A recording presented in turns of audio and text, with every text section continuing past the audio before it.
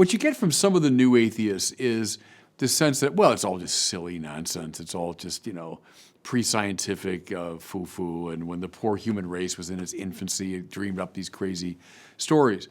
But just that intuition that if it's true, it'd be the most important thing. I think it reflects some, call it profound intuition of the existence of God.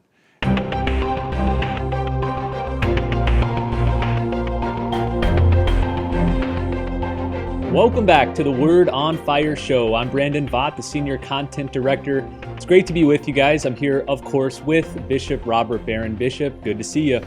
Hey, Brandon. Always good to see you. I understand it's, as we tape this, it was just Augustine's birthday, right? Number 9. That's right. Your birthday's coming up, and you're as old as my priesthood, because you were born the day before I was ordained to the priesthood. That's right. I remember we figured that fact out, and you said, I remember exactly where I was the moment you were born. You said you were trying to figure out how to get to the cathedral where you were going to be ordained, because you had never been there before. I had been there, but I was at Mary Star of the Sea Parish, southwest side of Chicago. I was from the suburbs of Chicago, so we'd get into the city like occasionally, but I didn't know my way around that well. So I was nervously thinking, now, do I know how to get to the cathedral? This is, of course, long before GPS and all that. So that's what I was doing when you were born. So 35 years of my life, 35 years of your priesthood. It's really exciting. It's amazing. Listen, today we are going to recap your dialogue with one of the world's most prominent atheists. We're going to go through some of the clips from that discussion, and I want to give you a little more time to respond to some of his points. But before we get there, a couple of updates in your life. We continue to produce these Bishop Barron Presents series, and you did a recent one with Jessica Hooten Wilson. Tell us about that. Who is she? What did you guys talk about? She's great, yeah. Professor now. She's, I think, visiting at University of Dallas and specializes in theology and literature, which I've always been very interested in. And her hyper specialty is Flannery O'Connor, Dostoevsky, and Walker Percy. So I knew her work a little bit, and then I read up on her in advance of the conversation, and we had a wonderful hour-long talk about those three figures, and she was terrific.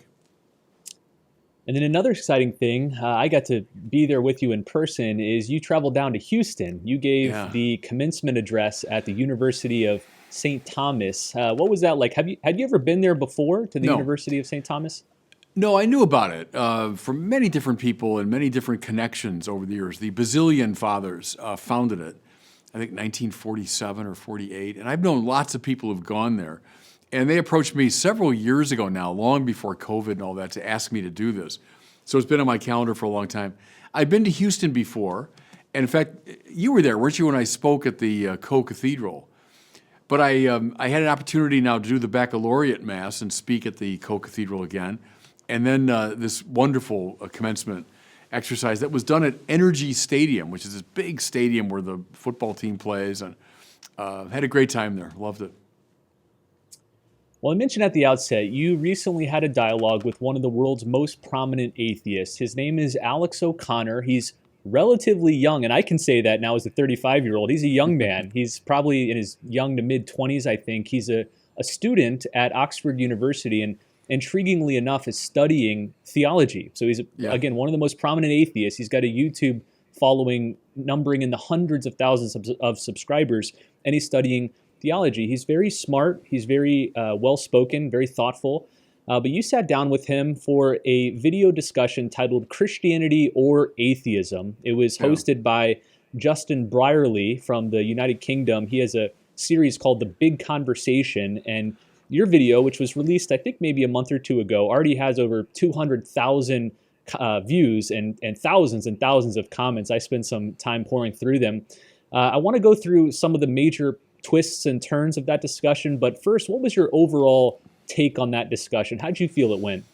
Yeah, really, I felt very positively about it. I liked him. I had watched him a few times. I think you first brought him to my attention, and I watched a number of his videos. I like the fact that he's respectful. So even though he claims Richard Dawkins, I think, is one of his models, he's not like Richard Dawkins. I mean, he's not that sort of disrespectful, dismissive of religion. He's smart, articulate, and willing to listen to the religious point of view and engage it, in a critical way. So I appreciated the style, and I enjoyed the conversation.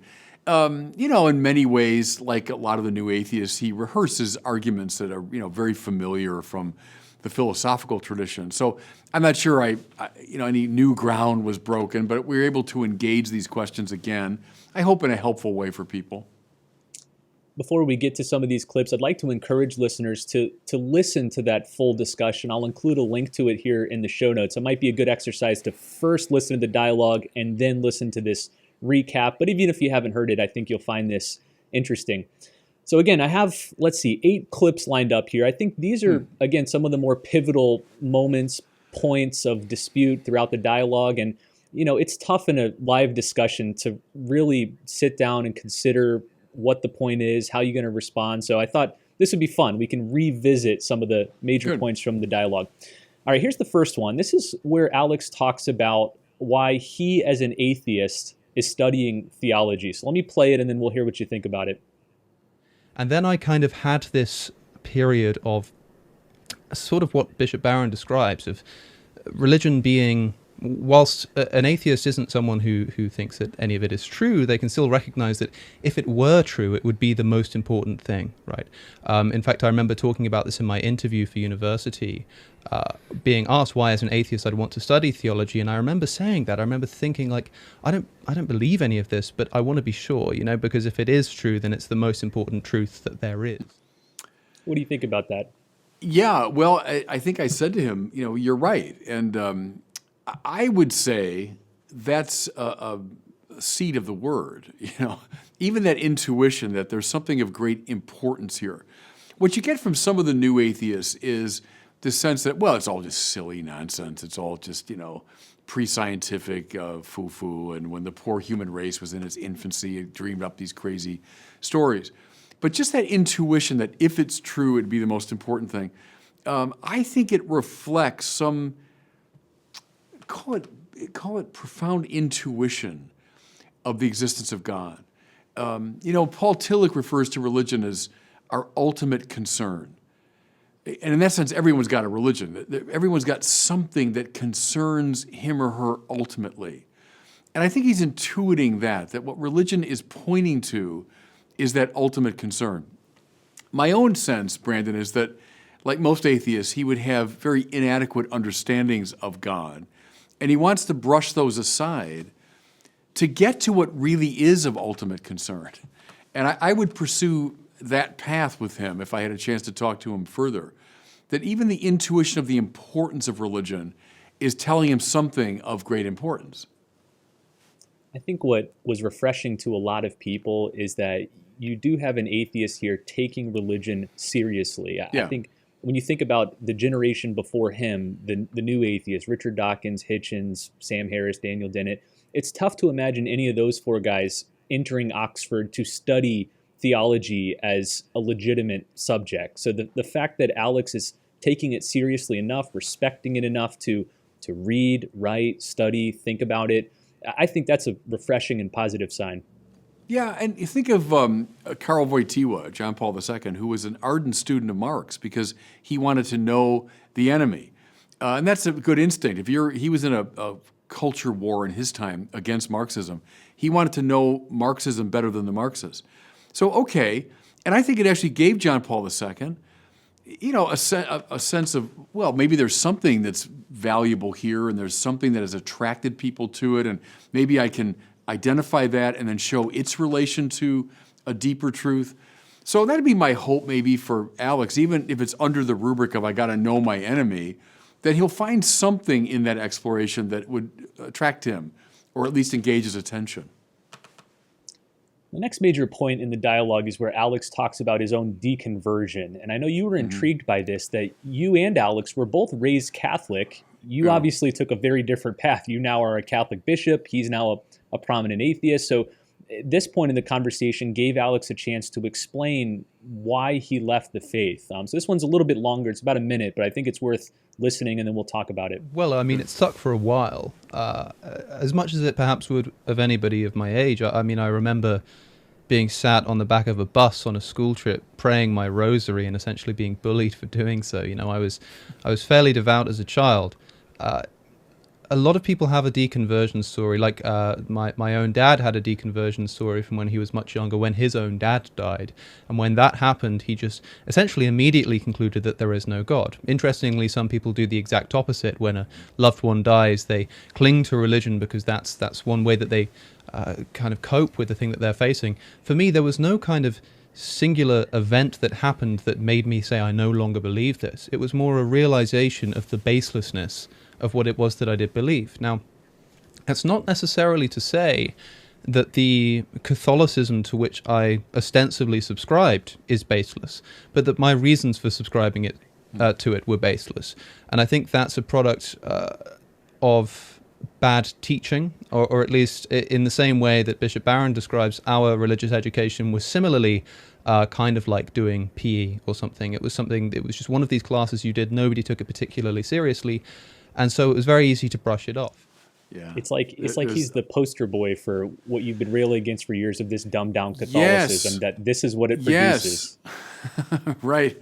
And yeah, not that it follows that trajectory in every case, but I think you're right. He's the archetype of it. What can happen if you've got a really bright, articulate, smart kid, and you're not giving that kid anything substantive, then a series of bad experiences, like, for example, the fact that he remembers that.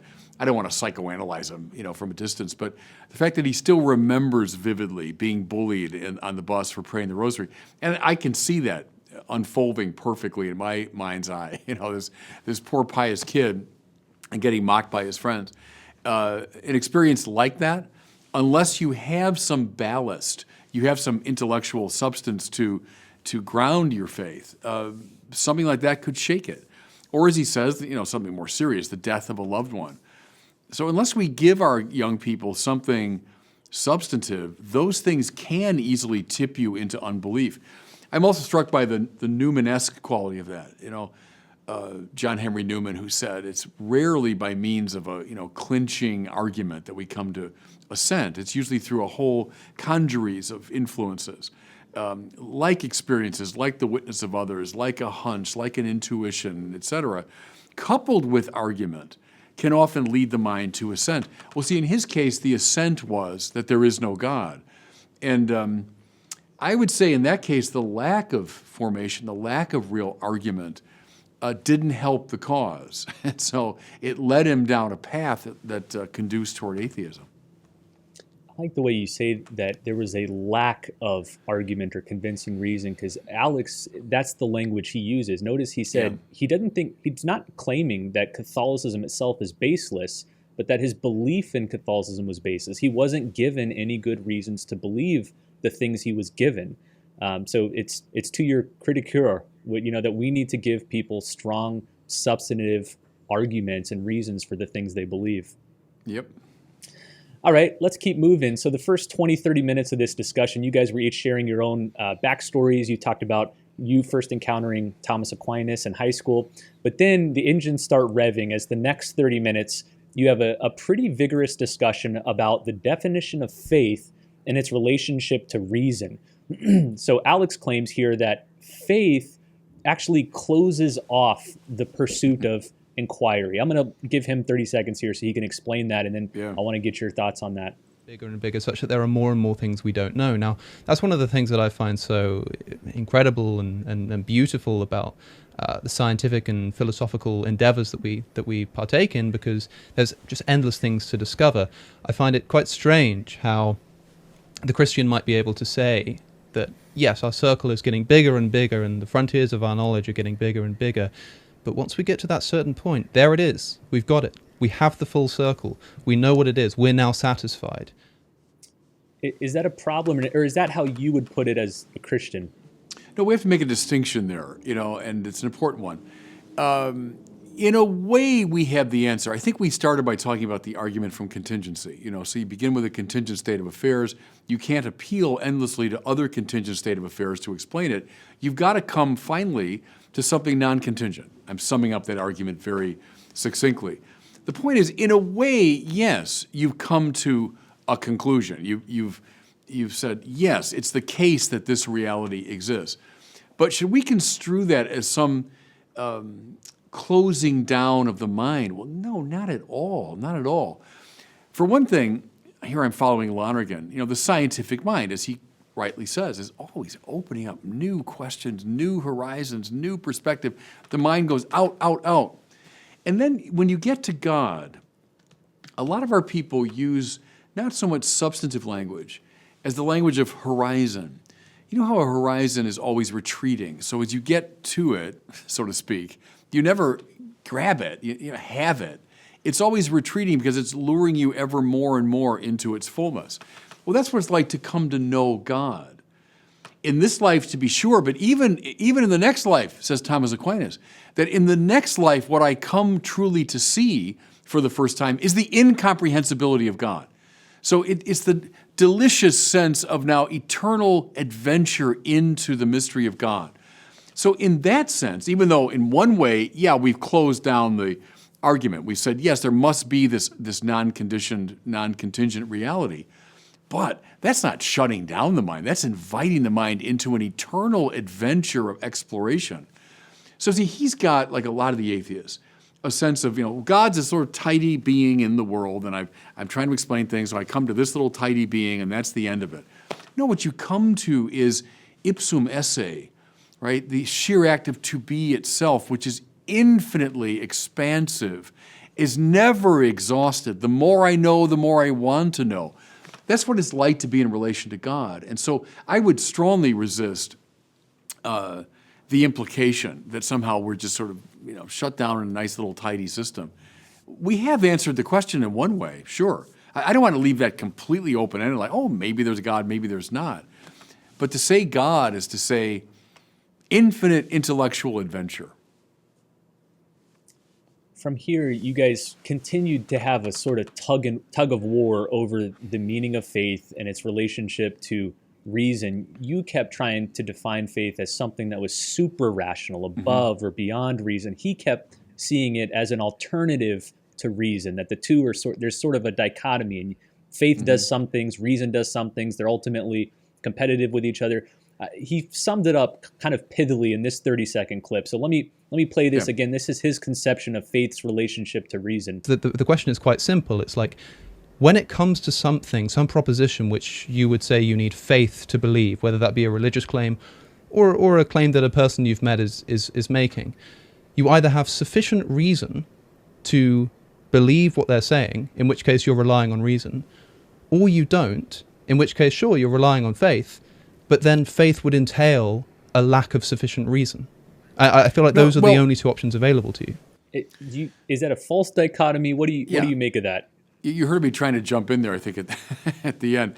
Because the analogy, which I think is very illuminating there, I often use, is coming to know a person. So you're coming to know another human being. Of course, reason is involved all the time. I mean, reason understands all sorts of things. But there is a moment when that person, if you're coming to real intimacy with that person, reveals something about herself that you could not in principle know. No matter how many Google searches and how much analysis and how clever you are, there's no way you'd get what's in that person's heart unless she chooses to reveal it. At which point, you have to make a decision. Now, do I believe it or not? Now, is it credible what she's saying? And you might say, yeah, it is, because it's congruent with everything else I know about her. At the same time, is it reducible to what I know about her? No, otherwise it wouldn't be a revelation. So that's why it's a false dichotomy to say reason or faith. No, reason has reached a kind of limit, but reason has opened a door. Reason has poised you for the self-manifestation of another. Well, that's not just with God. That happens all the time. It happens with you and Kathleen. I mean, when two people are married and deeply in love, I'm sure you could point to those moments when she revealed something to you that you would never, ever have known otherwise. You revealed something about yourself to her. And then the two of you, because you're in love with each other, I imagine, said, yeah, I believe that. Now, can I reduce that to an argument? No, you never can. You never can. In a way, it remains always mysterious to you. But yet, your will, in that case, has commanded your intellect. And that's exactly what Thomas Aquinas says about faith. It's a rare instance when the will commands the intellect. Normally, it moves the other way. right? The intellect kind of leads the will. The intellect understands the good, and then it leads the will. But in the case of faith, the will leads the intellect. It says, no, this is worthy of belief. This person who's speaking to me is worthy of belief. And what the person's telling me is congruent with reason, but yet beyond it. And so I choose to believe. That's the relationship between faith and reason, it seems to me. So it's not repugnant to reason in any way. It's not below reason, it's not repugnant to reason, but it does indeed stand beyond it. And that's the case in regard to, let's say, the highest mysteries within a religious tradition. That spousal analogy has always rung true to me as a spouse. You know, as you say, Yeah. husband and wife, they get this. And I think the preeminent example is when your spouse says, I love you. That's not Yeah. something that Yeah. when Kathleen says that to me, I could not have detected that through reason alone had she not Right. revealed that to me, because I don't have access to her interior life and into her interior feelings. And so I have to trust that. It's not against reason. It's not unreasonable for me to believe her when she says that. It's congruent with, you know, the way she treats me and speaks to me and Right. lives with me and all that. But it's something I could not have grasped through reason alone. And see, but if she were the kind of person who was consistently cruel and consistently unjust and consistently inconsiderate, and then she said, oh, I love you, you might say, well, all evidence to the contrary notwithstanding, you know, you'd say, that's not congruent with what my reasons told me. But in her case, it is deeply congruent with what your reasons told you. Yeah, that's a good analogy. Another one, too, I didn't do this with Alex, but Jacob and the angel, you know, that image. We're talking about God here. To talk about God is not to speak of an object that I can manipulate. And there's where Augustine's, you know, si comprehendus non est Deus. If you understand, that isn't God. Even Aquinas, whatever can be known or understood is less than God, right? So what's faith but this wrestling with God, the God who stands beyond whatever I can control, who's called me into relationship, but often does things that I find confounding, acts in ways that I don't fully understand, but by God, he wants to wrestle with me. He wants me to be in the fight with him. Faith is like that. It's like a wrestling with God. I'm resistant to an overly tidy rationalism. You know, that simply sufficient reason, and I got this, okay, and I give assent to what I have absolutely clinching arguments for. Yeah, but that's going to move you into a very tiny little space. And it's very much shy of the space of spiritual adventure into which faith calls you.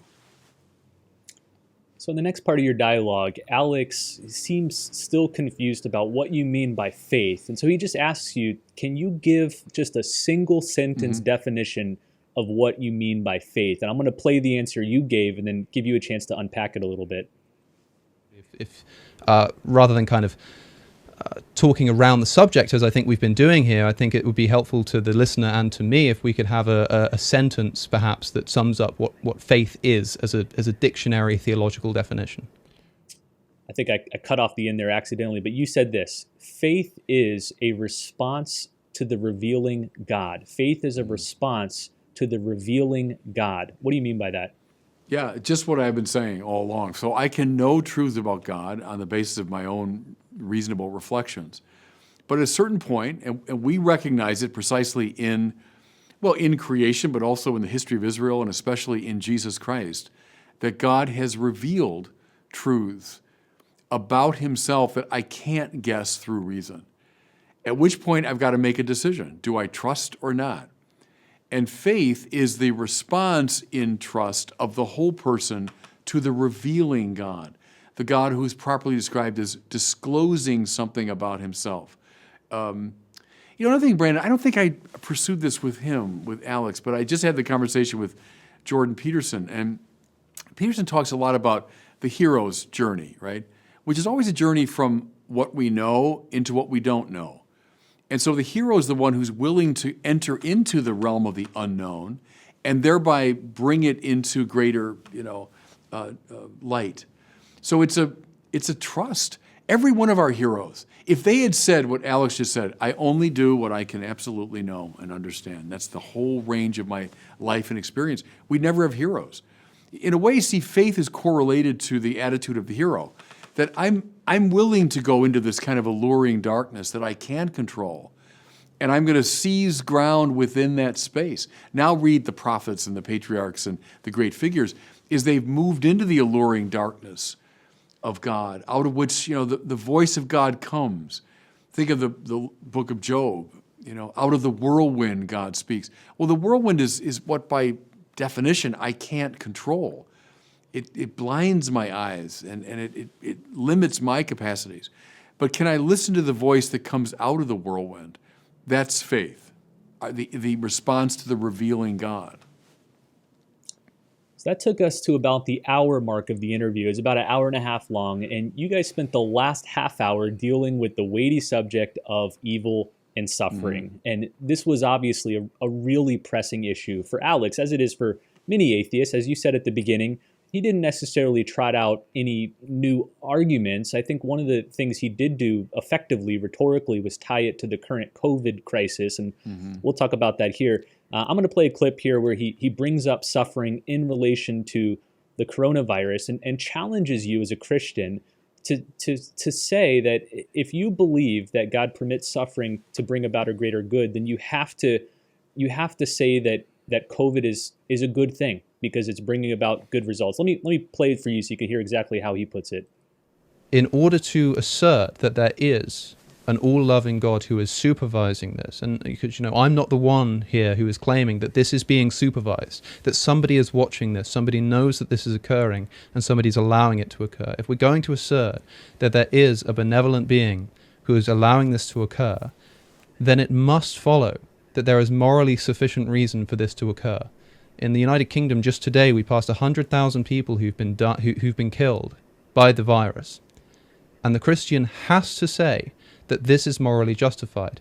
And they're welcome to do so with reference to theodicies, by saying that, this is pain. People like to speak kind of abstractly about how pain and suffering might be necessary to obtain certain goods, or it'll be compensated in the afterlife, or something of this sort. But we have to say specifically on an issue like this, that yes, this specifically, 100,000 people who have died of COVID have done so because God allowed it. That's the first thing that needs to be admitted by the Christian, and most Christians have no problem accepting that.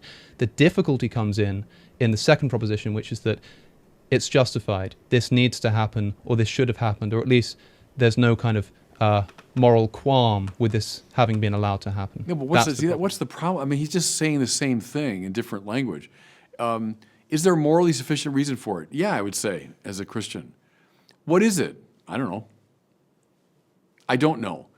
And I won't be bullied into coming up with the answer as though that somehow adjudicates this issue. Is there a reason why God has permitted suffering in the world? Yes, I think I have to hold to that. What is it?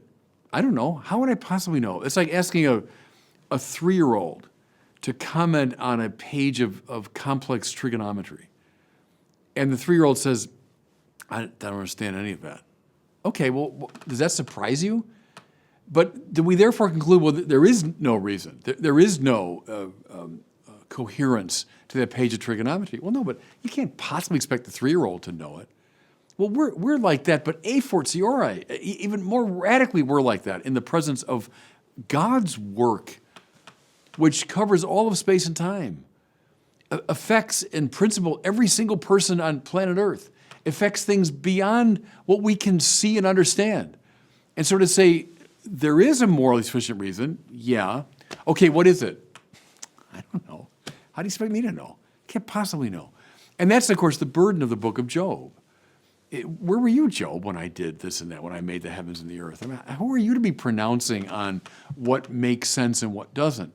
So I think we can and should say in the abstract, yeah, there is a morally sufficient reason. Otherwise, God wouldn't be truly good. He'd be a wicked God, let's say, willing evil directly. But what that is, and see, atheists will all the time try to sort of bully a Christian into saying, unless you can tell me what that is. Well, I mean, why would you expect that we'd know?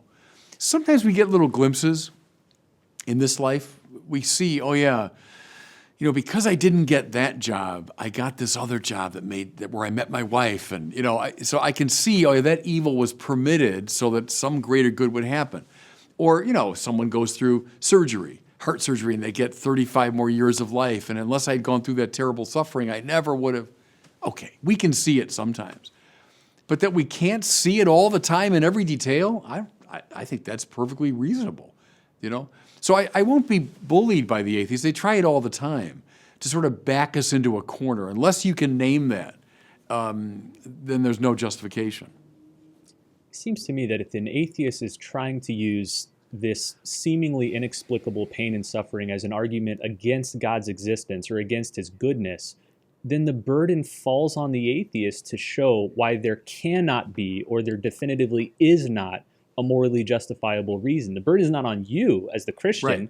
to give that reason. They have to show that God can't possibly have any reason. But to your point, I don't even know how in principle an atheist could do that. They just can't, because they don't have access to all of time and space the way God does. Right. They'd have to have a godlike knowledge of all of space and time to make that pronouncement, which they can't possibly do. Which is why, again, it comes up all the time in discussions with non-believers. But to me, the argument from evil, though it has enormous emotional appeal, I get that. It's a very bad argument. It's just logically a bad argument. And so in a way, I get impatient with it. I understand it. Look, I'm a human being. I face the same dilemmas whenever suffering occurs. I get it emotionally. But from a logical standpoint, it's not a very good argument. All right, I got a couple more short clips here. This one is continuing that discussion of evil, suffering, and COVID. Alex kind of pivots, and instead of pressing you to give a reason why God allowed COVID, he picks up on your acknowledgement that in the end, God must have had good reasons for allowing this because he can bring about greater goods. And in that case, Alex suggests, Christians should celebrate something like COVID. We should be thrilled with it because in 10, 20, 50, 100 years, the net effect of COVID on the world will be good. Here's how he puts it. You can imagine, as you say, celebration. We shouldn't really be thinking about someone throwing a party. Yeah. But imagine, that in 10 years' time, we all get together to celebrate the coronavirus. And don't worry, we're not throwing a party. We're not making cakes and wearing party hats.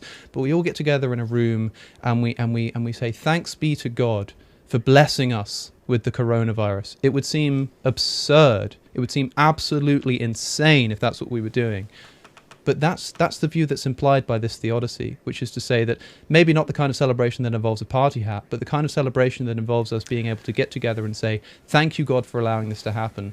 I don't know who in their right mind could possibly thank God for the coronavirus. I think What would you say to that, Bishop? I think I did eventually say to him, we celebrate the Mass, and we use that language. We celebrate the Mass. And what's the Mass but the representation of the bloody sacrifice of Christ in an unbloody sacramental manner, right? But it's a celebration indeed of this horrific event, namely the putting to death of the Son of God. Do we celebrate it with party hats? Well, no, of course not. But we speak of the Mass as a celebration because we recognize that from that great evil came the greatest possible good, namely the salvation of the human race. And so I don't find that all that puzzling, that we could acknowledge that God is about God's business, sometimes allowing suffering to bring about goods.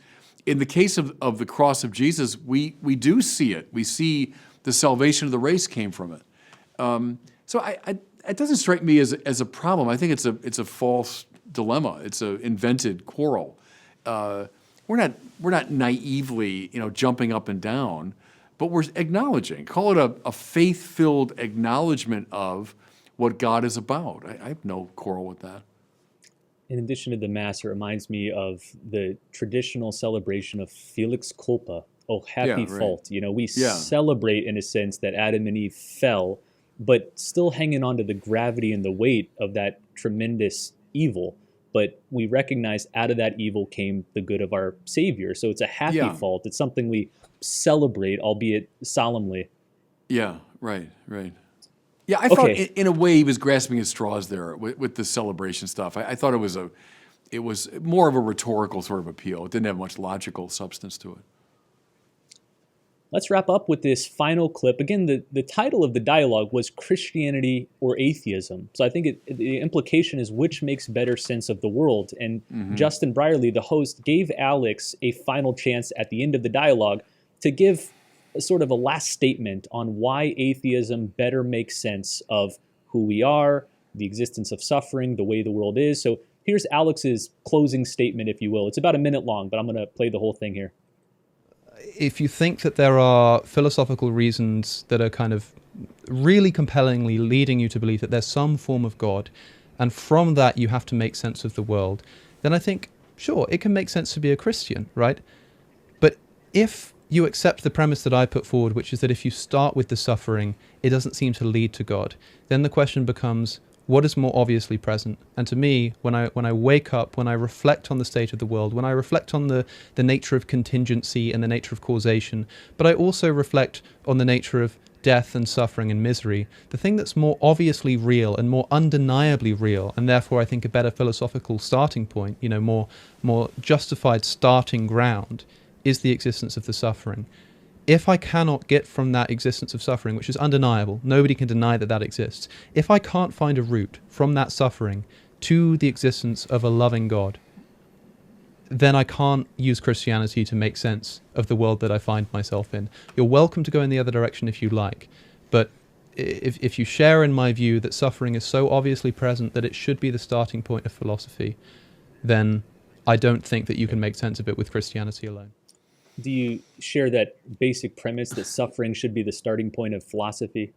No, as I remember, we ended there. We ran out of time, and I was just jumping into that conversation at the end because I so emphatically disagree with that. I come out of the tradition that says evil is best defined as a privatio boni, or a privation of the good. It's like a cavity in a tooth, like cancer in an organ, like a blindness in eyes. Evil is the lack of something that ought to be there. It's a corruption of the good. But see, the implication of that is that good is always ontologically more fundamental and basic than evil.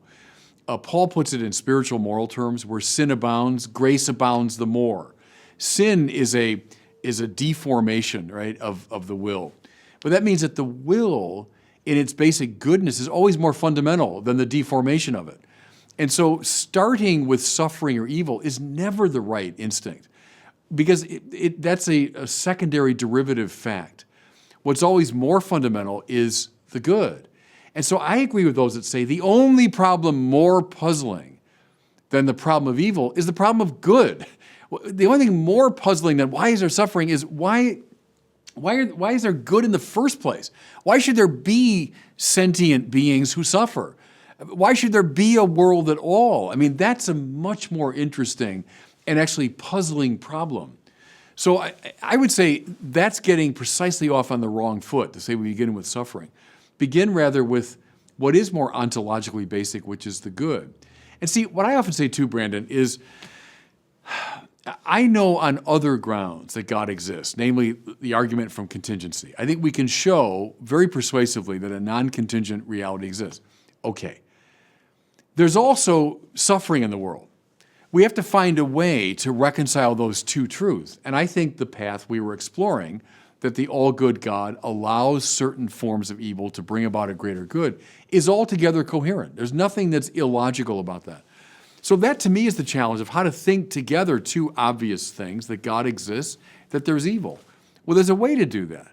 And so I think the logical objections fall away once we see those two things.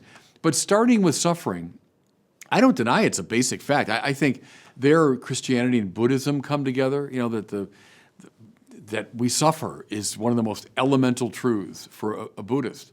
And then trying to find a way out of that suffering. Okay, yeah. We'd call that the effects of sin, or we'd call it the longing for salvation or whatever. But don't start with that as though evil is metaphysically basic.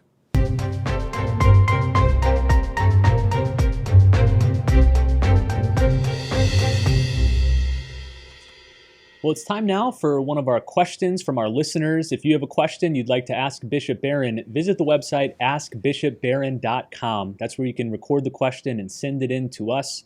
Today we have one from Jacob in Oregon. He's asking for some advice for someone, I assume it's himself, maybe a friend, who was raised Christian, then became atheist for quite a while, like Alex O'Connor, but then now is starting to re-engage Christianity. So here's his question. Hi, Bishop Barron. This is Jacob in Oregon. I'm wondering what advice you would give to someone like me who may have been raised Christian, but became an atheist at some point, in my case, upon entering adulthood.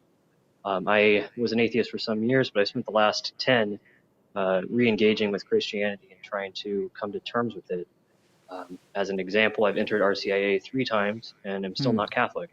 So what advice would you give to someone like me in terms of sorting this out? Thanks. Yeah, good. Thank you. Find a good spiritual friend or spiritual director or someone you can talk to about the faith. So it might be a friend who's a believer. It might be a priest or an elder, or someone that is in the faith that you can talk to and raise questions to. Secondly, I would all these wonderful tools of apologetics and evangelization that are available now.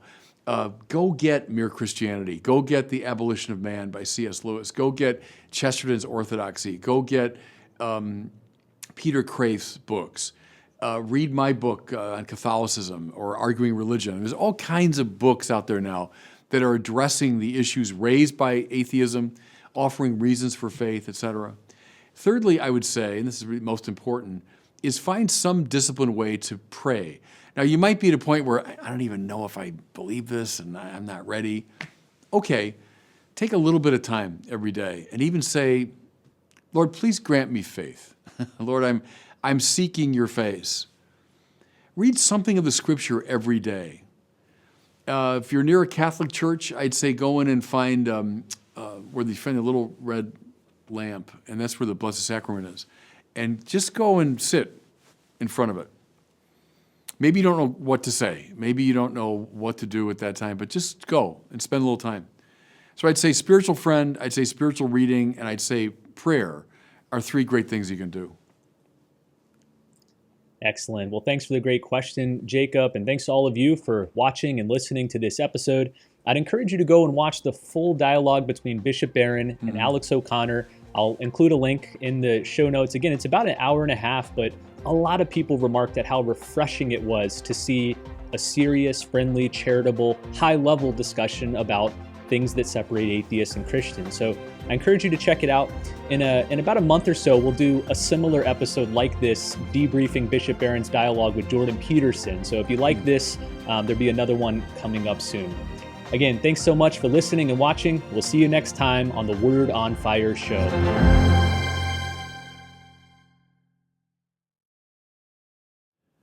Thanks so much for watching.